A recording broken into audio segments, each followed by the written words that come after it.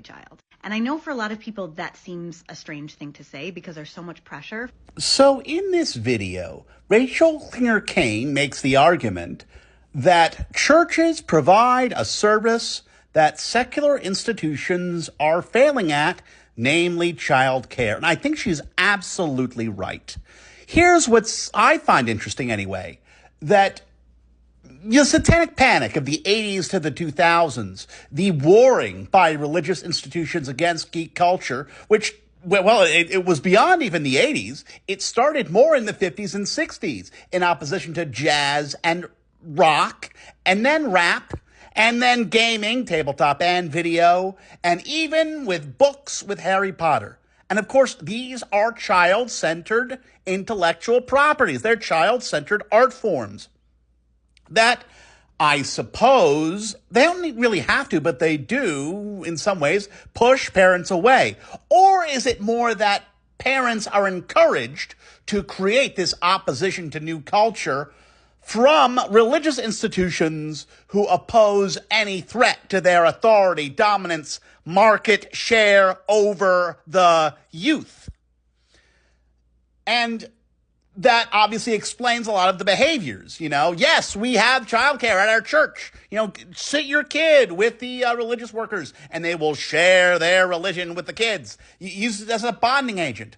But of course, the development of youth geek culture over the past, 50 years has been to build an alternative to that.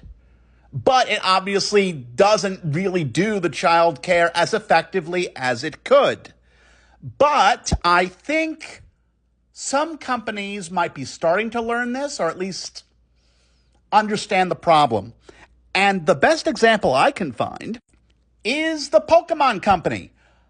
They're huge. They're the biggest IP in the world. And they have these play Pokemon events. I've seen this on their website. I'd love to go to an event like this. And I think these sorts of things, I find a better word than things, these sorts of institutions can build communities that are alternatives to churches.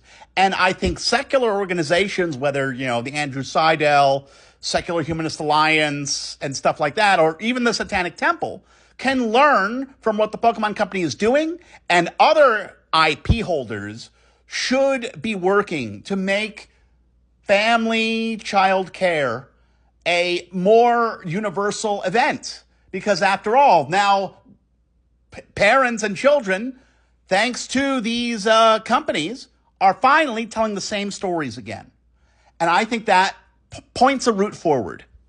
Like Sega, and I guess the Sonic fandom generally, could also serve as a model because, again, parents and children sharing the same story. And for this to work most effectively, the IP has to be two-way. It can't just be the company granting product or content for families from on high. It has to encourage it's nothing about consumer. It's community member. In business, it's like treating a company like a church. That is, these IP companies, Disney, Nintendo, Sega, Warner Brothers, Marvel, DC, they need to take on the responsibilities that churches have towards children, not just let's give them stories that we can profit from, but because we give them stories, we are responsible for their well-being. And this is something I don't think the companies have really thought of besides the Pokemon Company. And I think some really good things can come from that.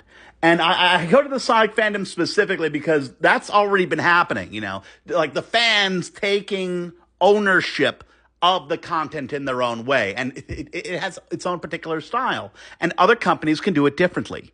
But if the problem is that your choices as a new parent are church, where it's an all-inclusive, all-service community, but there's a lot of toxic elements, or nothing, of course you're going to choose the church, especially if that's how you grew up.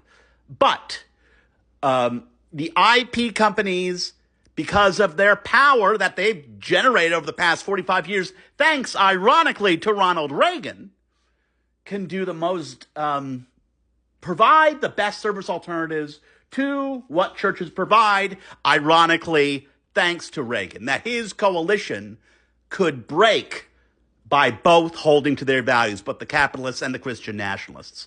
And I think, Pokemon and Sonic and anything else points the alternative way.